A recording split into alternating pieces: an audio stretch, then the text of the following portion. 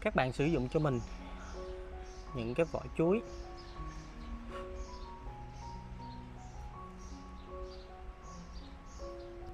Sau đó các bạn dùng dao, mình sẽ thái mỏng cái vỏ chuối này ra các bạn.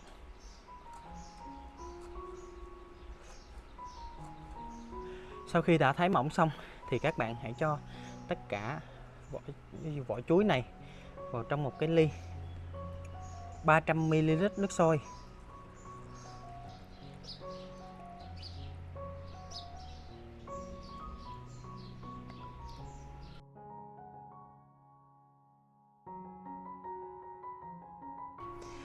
Xin chào mừng tất cả các bạn quay lại kênh của mình để cho cây hoa lan lúc nào cũng có những vòi hoa thật là đẹp, thật là lộng lẫy và đầy màu sắc như thế này. Thì chúng ta cần có những cái bí quyết riêng để chăm sóc cho cây hoa lan của mình.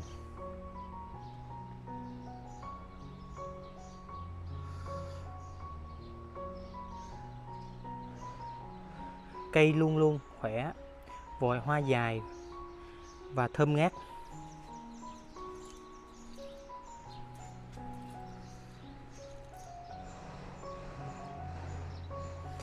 Thì hôm nay mình sẽ chia sẻ cái cách làm của mình để giúp cho cây hoa lan lúc nào cũng nở hoa và cây luôn luôn khỏe mạnh. Đó là các bạn hãy cho hoa lan sử dụng một loại phân bón rất là đặc biệt và cũng rất là dân dã. Xin mời các bạn theo dõi tiếp video của mình. Các bạn sử dụng cho mình những cái vỏ chuối.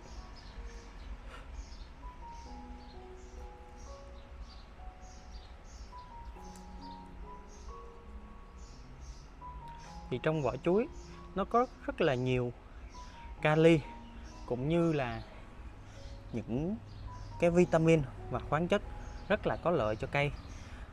Đồng thời đây là những chất mà nuôi hoa rất là tốt nha các bạn. Các bạn sử dụng cho mình là 3 cái vỏ của quả chuối.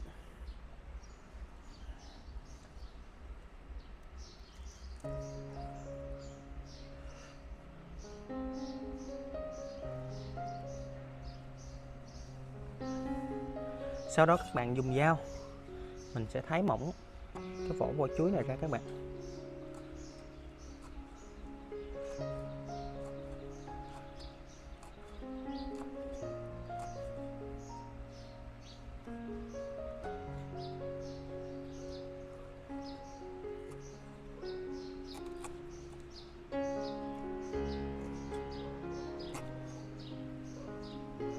Sau khi đã thái mỏng xong thì các bạn hãy cho tất cả vỏ chuối này vào trong một cái ly.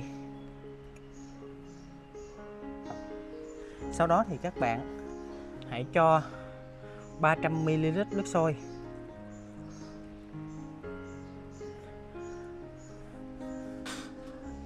Vào và các bạn sẽ để trong vòng 3 tiếng đồng hồ.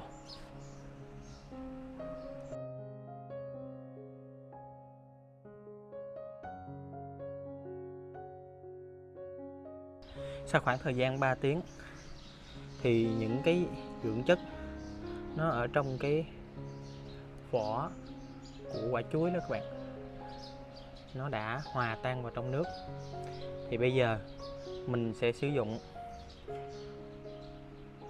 một cái tấm vải để mà mình lọc lấy nước nha các bạn.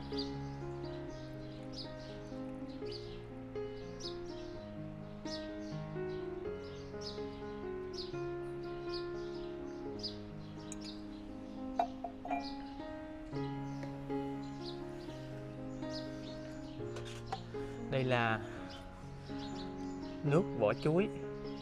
Thì nước này đặc biệt tốt cho cây lan. Và bây giờ chúng ta sẽ tiến hành bón cho cây. Trong nước vỏ chuối thật là giàu kali tự nhiên, nó sẽ giúp cho cây dễ dàng hấp thụ và từ đó cây sẽ rất là phát triển. Cái thân của nó sẽ rất là to này các bạn, thân rất là to luôn. Đấy. Và những cái vòi hoa thì lúc nào nó cũng sẽ được nở đẹp.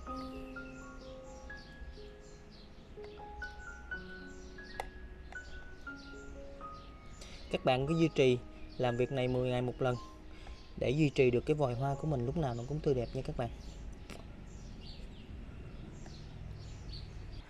Nếu các bạn thấy video hay thì hãy bấm nút like và đừng ngại bấm nút đăng ký kênh cũng như là chuông thông báo để mà tiện theo dõi những cái video tiếp theo của mình. Chúc các bạn luôn luôn thành công trong công việc chăm sóc lan tại nhà. Chào tạm biệt và hẹn gặp lại các bạn.